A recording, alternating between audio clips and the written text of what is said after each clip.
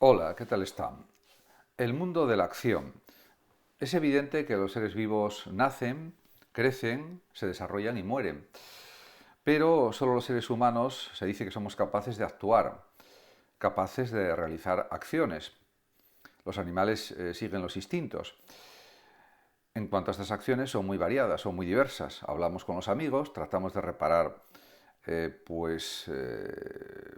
un vehículo, una moto, por ejemplo, trabajamos, escribimos poesías, llevamos a cabo ideas geniales, intentamos cambiar el mundo, etcétera, etcétera. Y todo esto son acciones humanas. Su común denominador es que las hacemos por algo y para algo, y ese algo es lo que le da sentido, significado. Por eso vivir en un mundo humano, sin tratar de comprender por qué los demás actúan como lo hacen, por qué yo actúo como lo hago, es condenarse a vivir como un extraterrestre. Y podemos decir que intentar comprender las acciones y darles un sentido creativo es, por el contrario, saber aprovechar oportunidades. En consecuencia, el ámbito de la acción es el de la creación humana, sea en la vida personal o social. De ella han surgido, entre otras cosas, la moral, la política, el derecho, la economía, el arte y la religión. Llamamos filosofía práctica a la parte de la filosofía que reflexiona sobre estas dimensiones de la acción. En cuanto al hacer consciente, en una sociedad como la nuestra, en la que las cuestiones económicas tienen tal importancia, los términos acción y acciones nos llevan rápidamente a pensar en bancos y empresas y concretamente en las participaciones de capital que tienen en ellos los accionistas. De todas formas, al decir acciones, realmente estamos pensando en algo distinto. Son acciones, algunas de las cosas que hacemos, en concreto aquellas que hacemos conscientemente y no las que hacemos sin darnos cuenta. De todas formas, con esta categorización hemos ofrecido un sentido muy amplio del término acción y necesitamos detallarlo, matizarlo, explicarlo para determinar a qué se llaman acciones en sentido estricto o qué se llaman acciones en sentido estricto. El hacer consciente y voluntario podemos decir que es el conjunto de nuestro comportamiento consciente, ya que hay cosas que hacemos intencionadamente, voluntariamente y otras sin querer, como ocurre con los actos reflejos. Una persona no estornuda porque quiere. Por el contrario, el que intenta aprobar los exámenes estudia con ese objetivo. Por tanto, para determinar a qué se puede llamar acción, en sentido riguroso o estricto, es conveniente realizar una distinción entre las formas de acción, atendiendo al grado de protagonismo que en ellas ejerce el sujeto. En este sentido, pues es de gran utilidad la clasificación que realiza Aristóteles en su Ética a Nicómaco, que era su hijo. Por una parte establece que hay acciones involuntarias, forzosas, son las que un sujeto realiza por la fuerza y en cuyo caso el origen de la acción está fuera de él y él mismo no contribuye nada a realizarla, como por ejemplo que a una persona le arrastre el viento. También hay acciones involuntarias por ignorancia de las circunstancias de la acción, como cuando un conductor atropella a un peatón porque no lo ha visto. Lo lamenta después porque no se había dado cuenta, aunque sería su obligación estar atento para que esto no sucediera. Y por otra parte, hay acciones voluntarias, que son las que tienen su origen, se puede decir, en la persona que las realiza y por lo tanto es responsable de ellas. De entre las voluntarias llamamos acciones mixtas a las que se realizan por temor a un mal mayor. El sujeto puede hacerlas o no, pero no le gusta en absoluto tener que hacerlas. Por ejemplo, arrojar por la borda un cargamento en una tormenta. En realidad son acciones voluntarias, pero el sujeto no las elige por su gusto, no las realizaría en otra situación. A la vista de esta clasificación podríamos decir que acciones en sentido fuerte son las conscientes y voluntarias, es decir, las que un sujeto realiza con la intención de alcanzar un fin. Por tanto, podemos decir que la ética y el derecho se interesan por aclarar que una acción es propiamente la voluntaria, antes que ningún otro saber, porque para dar una conducta o censurarla moralmente, como también para decidir si es delictiva y merece un castigo, es indispensable que se le pueda atribuir la voluntariedad del sujeto, es decir, que haya sido dueño de hacerla o no, deviniendo por tanto responsable de ella. En ese sentido, en la clasificación de Aristóteles, pues hay que señalar que el sujeto no es responsable en el caso de las acciones forzosas, como es lógico, ni de las que realiza por ignorancia no culpable, por decirlo de esta forma. Sí lo es cuando actúa desde una ignorancia culpable, por ejemplo, cuando un responsable político ignora lo que ha hecho un subordinado conscientemente o cuando una persona conduce borracha.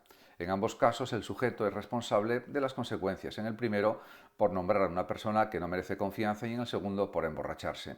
Por su parte, las acciones voluntarias admiten grados de responsabilidad, como es evidente en las acciones mixtas.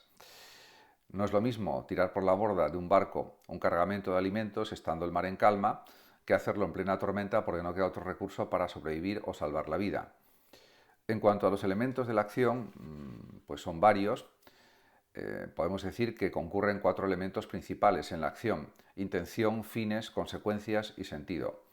En cuanto a la intención, se puede afirmar que pues hay una intención espontánea, es decir, se trata de algo que pasa, aunque yo no me lo proponga. En este caso hablo de que tengo ganas de hacer algo, sería una intención espontánea. Y la asumida conscientemente, que por ejemplo sería, vamos a poner un ejemplo, comprar un libro, hablamos entonces de intención de realizar una acción. Además, las intenciones son, se puede señalar, inclinaciones conscientemente aceptadas que llevan a hacer algo en cuanto se tiene oportunidad. El movimiento, además, es la dimensión, podemos decir, observable, descriptible de la conducta humana, mientras que la acción se compone tanto del movimiento como de la intención, que no es observable. Por eso yo puedo conocer mis intenciones, pero no la de los demás. A lo sumo puedo suponerlas o conjeturarlas a partir de acontecimientos observables, pero nunca asegurar cuáles han sido. El sujeto de una acción es quien tiene un acceso privilegiado a sus propias intenciones. En relación con los fines de las acciones, pues es evidente que los fines de una acción son las ideas que un sujeto desea realizar de un modo consciente y explícito y claro. Es decir, nuestros fines son deseos de los que nos hemos hecho conscientes y que nos proponemos realizar. En este sentido, el mundo de nuestros deseos es un inmenso continente explorado solo en parte y sumamente curioso. Por ejemplo, para desear algo racionalmente no necesito que esté en mi mano lograrlo. Sin embargo, para proponérmelo como fin racionalmente sí ha de estarlo. Podemos también pensar que las acciones humanas son teleológicas, es decir, que se realizan por un fin o telos, que ya que es un requisito indispensable para comprenderlas. En cuanto a las consecuencias, que es otro elemento de la acción, o son elementos de la acción, para llevar a término la intención, el sujeto suele realizar distintas acciones unidas entre sí, en las que cabe distinguir diversas fases, la primera de las cuales consiste en concebir la intención, en pensarla, y también pues el agente puede perseguir un resultado y encontrarse, sin embargo, que se siguen consecuencias no queridas por él. En este sentido, serían las consecuencias de su acción. En principio, se puede afirmar que a un sujeto pueden imputarse tanto el resultado querido de sus acciones como las consecuencias previsibles. De las consecuencias imprevisibles, por contra, no puede responsabilizarse en principio a las personas, salvo que sean culpables de su ignorancia, es decir, que debieran haberlo previsto. En cuanto al sentido de las acciones, incuestionablemente el sentido de una acción es lo que nos permite comprender por qué ocurre y por qué se ha desarrollado de un modo y no de otro. Es lo que hace comprensible e inteligible la propia acción. Y uno de los elementos principales del sentido es, por supuesto, el fin que la gente persigue, pero solo es uno de ellos. En definitiva, comprender el sentido de las acciones exige conocer los símbolos y eso nos lleva mucho más allá de cada acción concreta a la vida de las personas, a las tradiciones desde las que viven. También, podemos decir que hay que describir los hechos, comprender las acciones. En el caso de las acciones es más importante comprender su sentido e interpretarlas que describir cómo se desarrollan o tratar de explicarlas por causas, mientras que en el caso de los acontecimientos de los sucesos, lo importante es describirlos y explicarlos. Ahora bien, para comprender una acción es imprescindible en muchas ocasiones interpretarla desde el contexto en el que se realiza, que es el de una biografía personal, la de la gente, y del conjunto de tradiciones de la sociedad en la que vive. Conocer también las historias personales y sociales es indispensable para comprender las acciones concretas. Por eso es absurdo empeñarse en entender las acciones como si cada una fuera un átomo y estuviera separada de las demás, porque están insertas en las biografías de las personas y en la historia de los pueblos y sociedades. También es verdad que existe un saber acerca de la acción. Podemos decir que también existe la denominada acción creadora, que supone indicar el gran valor de la acción, aunque desde distintas perspectivas, ya que los seres humanos pensamos para sobrevivir, pero sobrevivir bien, vivir bien, satisfaciendo nuestras aspiraciones y deseos, para lo cual hemos de desarrollar nuestra capacidad creadora. En ese sentido, la filosofía práctica está en directa relación con el mundo de la acción, porque al final la filosofía política, también la ética, tratan de comportamientos, de acciones, de actitudes, etc.